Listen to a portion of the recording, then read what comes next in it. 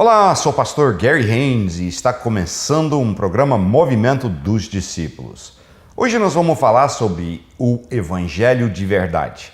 Eu tenho ensinado sobre o que é ser um discípulo de verdade. Eu acho extremamente pertinente também falarmos sobre o que é o Evangelho de verdade. Fique conosco, porque vai te iluminar e te abençoar.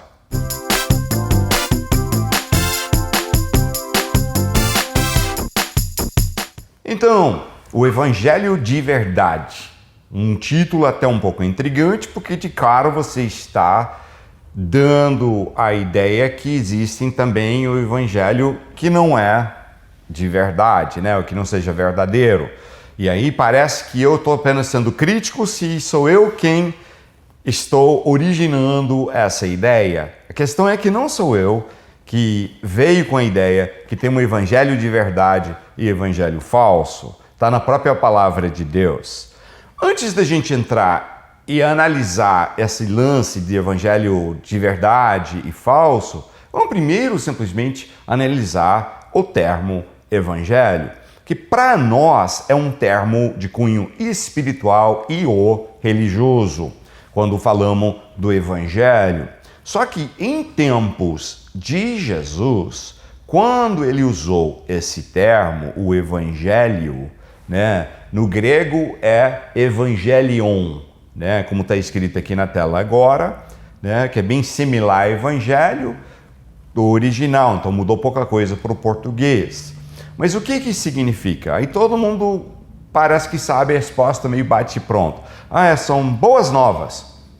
Sim, são boas novas, mas não exatamente. Você fala, como assim não exatamente? Deixa eu te mostrar. Se você fizer um estudo do termo evangelium no contexto da antiguidade, em outras escritas e outros lugares, quando usava essa palavra, e você analisar o contexto, você vai descobrir uma coisa interessante, que não é apenas boas novas, é muito mais do que boas novas.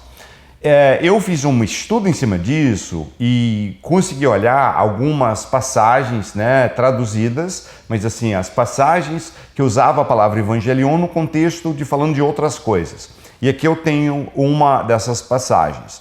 Numa peça de Aristófanes, no ano 408 a.C., tiramos um pedacinho onde é usada a palavra evangelion, tá? Então vamos lá. Nessa peça você tem o marido falando, depois a esposa falando. Então o marido fala: "Vem agora, gente, dancem, vamos lá, todos juntos. Dançam e cantem e marchem e sejam felizes, porque esse dia nunca virá de novo. Dancem", fala ele. Agora a esposa fala: "São notícias maravilhosas." Qual que é essa palavra? Notícias maravilhosas? Evangelium. Então ele está lá assim: dança, pula, grita, seja feliz, um dia que nunca teve igual. E a esposa fala: é mesmo, é um dia, né? São notícias maravilhosas. É o quê? Evangelium. Então o Evangelho não era apenas boas novas, parece que é uma pessoa fleumático falando. Um grande amigo meu, o pastor Scott Hamilton, o seu temperamento é o que a gente chama de fleumático, onde ele tem um jeito de falar meio assim, né, monótono às vezes, sem tanta emoção em alguns momentos. Eu me lembro um dia, estava uma turma de gente na praia e o pastor Scott estava ali também, alguns pastores. A esposa de um dos pastores virou para o pastor Scott e ela era anfitriã. A gente estava todo mundo hospedado numa casa deles, né? E eles estavam levando a família e todo mundo lá, um grupo de talvez 10, 15 pessoas. E ele estava sentado numa daquelas cadeiras de praia e ela virou para ele e falou: "E aí, pastor Scott, está feliz?" E ele falou assim: "Eu estou feliz, muito feliz." Aí todo mundo começou a rir dele, aí ficou o assunto de ficar brincando e fazendo piada aquela noite, um virava para o outro: "Está feliz?" "Estou feliz, muito feliz." Né? Porque ele não colocava muita emoção. Esse é o problema de traduzir Evangelion como boas novas, porque, como eu mostrei aqui no contexto, é muito mais do que boas novas. É tipo uma notícia fantástica, incrível, maravilhosa. O cara fala: dança porque nunca mais vai ter um dia igual esse. E a esposa: são notícias maravilhosas, são Evangelion. Então, é um dia que não tem igual. Então, o Evangelho, isso é, as notícias maravilhosas de Deus é que Jesus veio para com o sangue dele e o sacrifício dele como cordeiro no altar, uma vez para sempre, ele abriu um novo caminho para nós, onde nós podemos, ao aceitar Cristo como Salvador, ao expressar nossa fé nele e ao assumi-lo como dono e mestre das nossas vidas, e presta atenção nessa parte, porque essa é a parte do processo de conversão, onde você converte a discípulo. O meu amigo pastor Alberto e eu estávamos falando sobre isso outro dia, almoçando juntos, e eu compartilhando essa visão, ele empolgou. Eu falei, é isso mesmo. Então a pessoa não converte só para ser um convertido, ele converte a discípulo. Então, ao converter, você vira discípulo. E essa era a mensagem do Evangelho de Jesus, né? Do Evangelho era esse,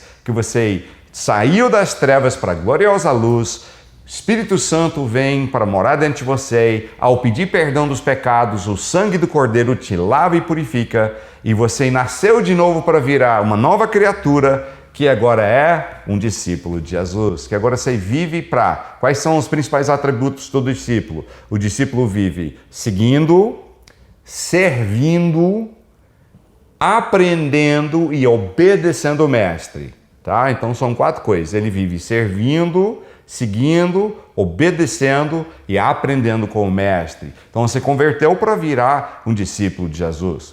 O problema é que já nos tempos muito do início ali, não tinha passado muito tempo depois da partida de Jesus e a igreja levantada, e os homens começaram a querer deturpar e distorcer o evangelho de Jesus. Então você tem uma passagem todinha sobre isso, em Gálatas capítulo 1, versículos 6 a 9, quando Paulo diz o seguinte: admiro-me de que vocês estejam abandonando tão rapidamente aquele que os chamou pela graça de Cristo, para seguirem outro evangelho, que na realidade não é o evangelho. O que ocorre é que algumas pessoas os estão perturbando, querendo perverter o evangelho de Cristo. Mas ainda que nós, ou um anjo dos céus, pregue um evangelho diferente daquele que pregamos a vocês, que seja amaldiçoado. Como já dissemos, agora repito, se alguém anuncia a vocês um evangelho diferente daquele que já receberam, que seja amaldiçoado. Que veemência que ele mostra ali, falando sobre esse assunto. Aí ele vai embora e desenvolve no livro de Gálatas exatamente como que estavam criando um outro evangelho. No livro de Gálatas todo, inclusive, ele fala que ele teve que confrontar até Pedro, que estava começando a cair nesse erro. Que é o quê? Foi salvo pelo sangue de Jesus para uma nova aliança, e eles queriam voltar à velha aliança e misturar, tá? Você fala, poxa vida, que coisa triste acontecer algo que até Pedro estava caindo nisso, porque lembra que Pedro foi um instrumento usado por Deus para mostrar que a mensagem e o evangelho era para os gentios também? Porque até então eles achariam que talvez você tivesse que converter o judaísmo para depois aceitar o evangelho, que era tipo uma condição primária para você ter o evangelho, era primeiro aceitar e ser judeu. Ele não estava achando que outros não podiam receber a mensagem, só que ele achava que tinha um processo de 2 passos, vira judeu para depois virar discípulo de Jesus.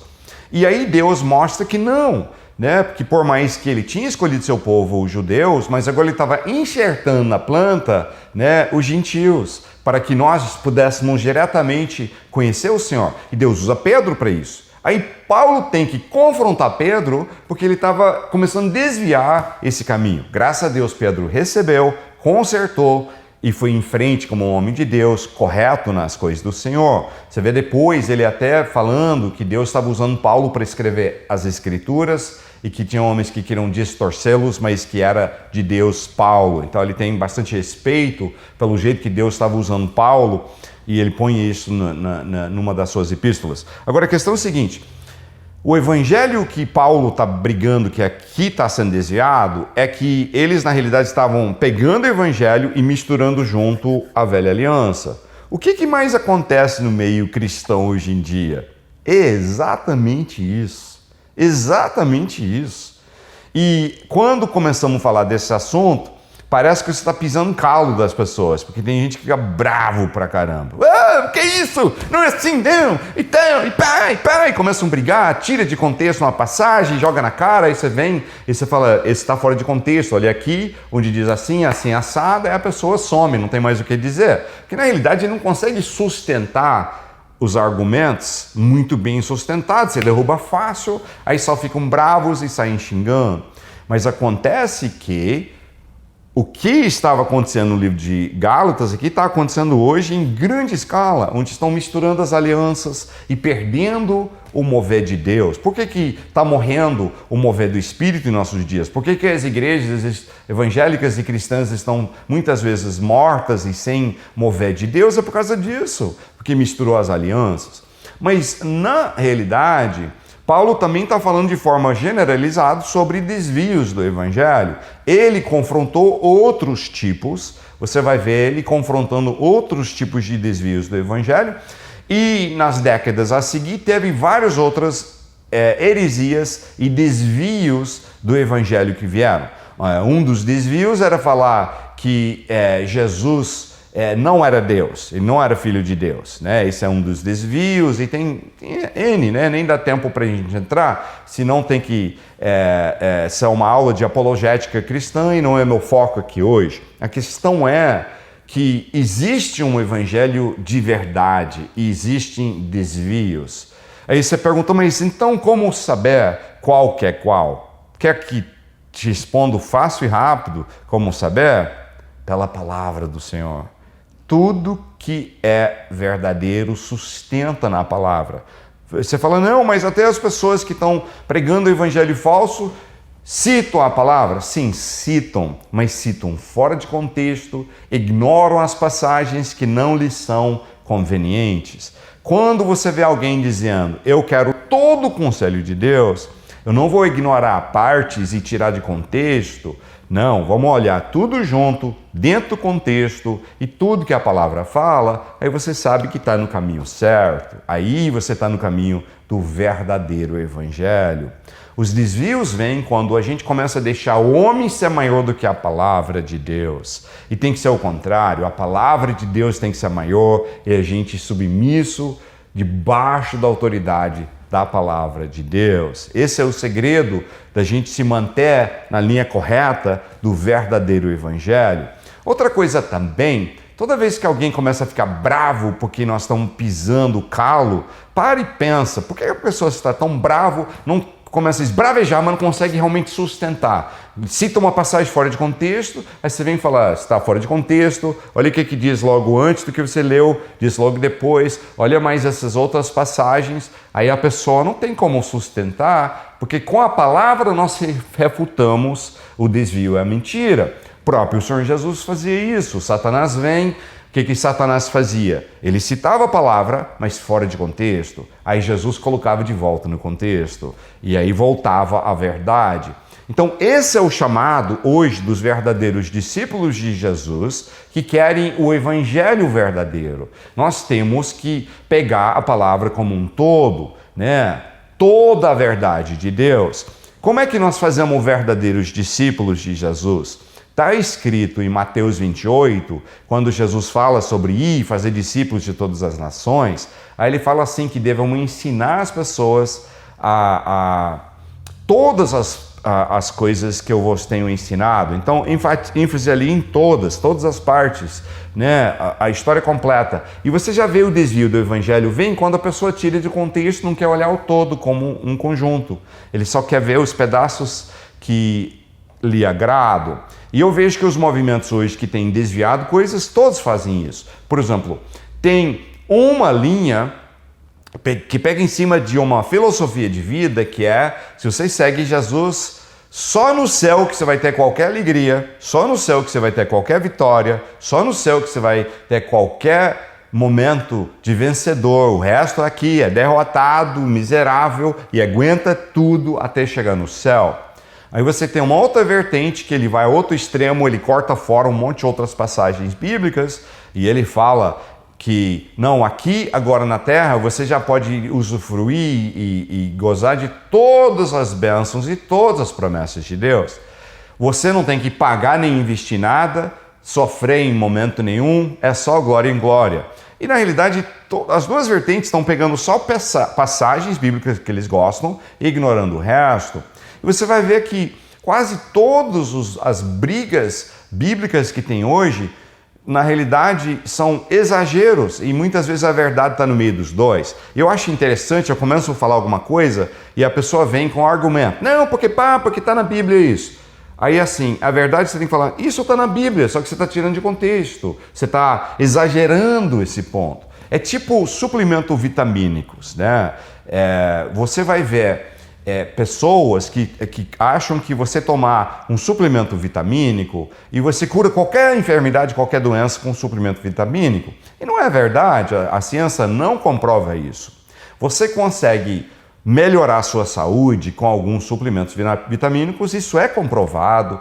Tem pesquisas que mostram várias coisas, a multivitamina ajuda na sua saúde. Dizem assim que na realidade, se todos nós pudéssemos comer da forma saudável, onde tivéssemos uma refeição, as refeições do dia completas em todos os nutrientes que você precisa, que é a melhor forma de você agir. Mas como quase ninguém consegue todo dia comer assim, então tem alguns suplementos e vitaminas e multivitamina que te ajudam a preencher e manter a vida saudável. Certo isso? Mas aí alguém vai ao extremo e fala, não, esse aqui cura câncer, cura tudo e não sei o quê. E já não é verdade. Né? Então, às vezes pega uma verdade, distorce e leva ao extremo e aí deixa de ser uma verdade. Aí eu tenho que vir e falar, não, todo suplemento vitamínico é errado porque o cara está exagerando. Não, vamos trazer de volta equilíbrio. Mesma coisa no Evangelho. Às vezes o cara pegou um pedaço do Evangelho e esqueceu outras partes da mensagem, né, da vontade de Deus para nós, né,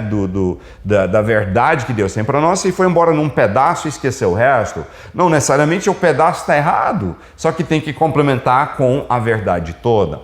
E é em cima disso que Paulo está brigando, né, sobre pregar o evangelho de verdade. Eu não estou aqui hoje para dizer só eu que te digo o que é o evangelho de verdade. Não é a minha posição. Minha posição é que todos sejamos bereanos. Depois você dá uma lida em Atos 17:11, onde fala que os bereanos eram mais nobres do que os tessalonicenses, porque quando ouviam a mensagem pregada, eles iam lá pegar na palavra para ver se era mesmo. O movimento dos discípulos é um movimento onde chamamos você a vir fazer parte conosco. E nossa base de conceito nós temos que respaldar tudo pela palavra. Você quer evitar desvio do evangelho? Então vai pela palavra, e a palavra toda, não apenas partes, não apenas pedaços que lhe convém.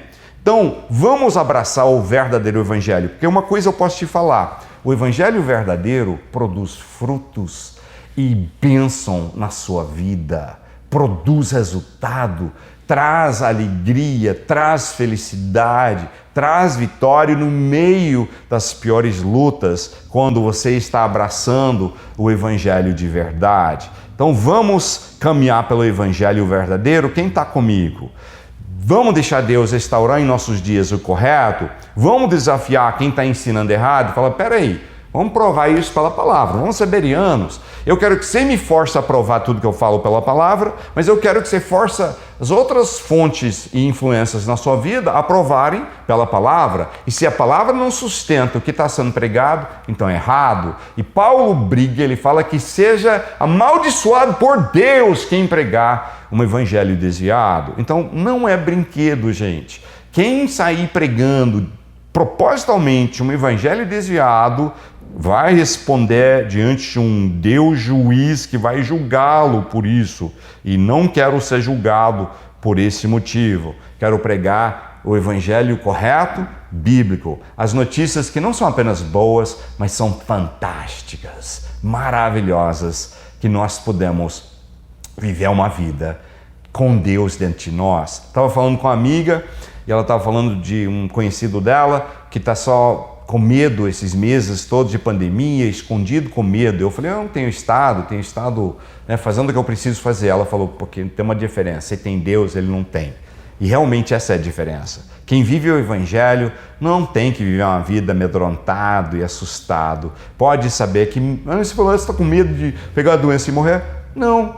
Não estou, porque eu não controlo isso de qualquer forma. Você acha que alguém que pegou a doença estava querendo? Pode ter até algum maluco que quis, mas eu acho que eu posso dizer com muita firmeza que no mínimo 99% das pessoas para cima que adoeceram com essa doença, nessa pandemia, não estavam querendo. E não tinham opção, veio ou não veio, eu não controlo isso, posso tomar alguns cuidados, ser sábio no meu comportamento, mas no fim das contas, eu não vou viver com medo da morte. A morte virá, eu não sei quando, eu não sei o dia, eu quero ainda produzir bastante fruto para o Senhor, e se depender de mim, vai demorar um bom tempo ainda, porque tem uma missão a cumprir. Mas eu não tenho que ter medo da morte, eu vou passar por ela, você vai passar, então é melhor focar não em morte, e sim em vida. O assunto aqui não é morte, é vida. Eu não tenho medo da morte, me libero para viver de verdade. O Evangelho faz isso, ele liberta, ele transforma, ele te enche de alegria, ele te enche de esperança, ele te enche de expectativas de ver as promessas de Deus cumpridas. Algumas aqui agora, mas com certeza na eternidade todas, em nome de Jesus. Bem, me ajuda a divulgar esse projeto. Os vídeos aqui no YouTube dependem muito de você dar o seu like, a sua curtida aí. Isso ajuda demais, mais do que você pensa. Não é só para me agradar, não. Isso mexe nos algoritmos para fazer os vídeos chegarem mais gente. E também você aperta um sininho que vai te dar avisos de quando nós lançamos os próximos vídeos. Nós hoje estamos cumprindo uma meta de lançar toda segunda de manhã e quinta de manhã vídeos com alguma coisa extra de bônus de vez em quando. E ainda estamos colocando lives de cultos nos domingos de manhã também. Esteja junto conosco no Movimento dos Discípulos, orando por nós, e vamos ver a nossa geração transformada pelo poder do Espírito Santo.